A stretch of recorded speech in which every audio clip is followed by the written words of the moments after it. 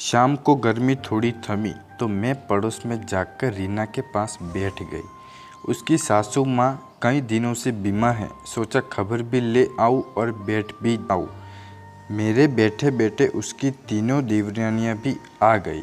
अम्मा जी कैसी है? सृष्टि 4 वर्ष पूछकर इत्मीनान से चाय पानी पीने लगी।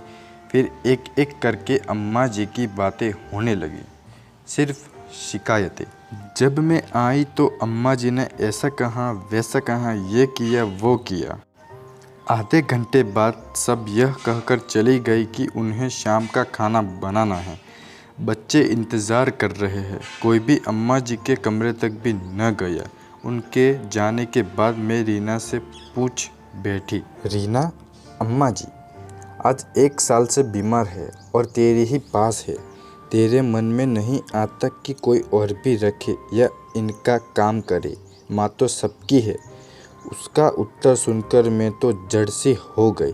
वह बोली, बहन जी मेरी 7 बच्चों की माँ है। अपने बच्चों को पालने में, उनको अच्छी ज़िंदगी देने में कभी भी अपने सुख की परवाह नहीं की। सबकी अच्छी तरह से परवरिश की। ये जो आप देख रही है ना, मेरा घर, पति, बेटा, शानो शौकत सब मेरी सासू जी की ही देन है। अपनी अपनी समझ है। मैं तो सोचती हूँ इन्हें क्या क्या खिला पिला दूँ, कितना सुख दूँ। मेरे बेटे बेटी अपनी दादी माँ के पास सुबह शाम बैठते हैं। उन्हें देखकर वो मुस्कुराती है। अपने कमज़ोर हाथों से वो उनका माथा, चेहरा और शरीर सहलाकर उन्हें जी भर कर दुआएं देती है। जब मैं उनको नहलाती, खिलाती, पिलाती हूँ और इनकी सेवा करती हूँ तो सृष्टि के भाव मेरे पति के चेहरे पर आते हैं। उसे देखकर मैं धन्य हो जाती हूँ।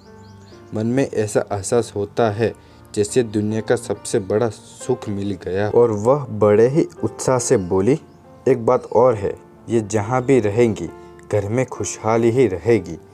ये तो मेरा तीसरा बच्चा बन चुकी है। और ये कहकर वो सुबक सुबक कर रो पड़ी। मैं इस ज़माने में उसकी यह समझदारी देखकर हैरान थी।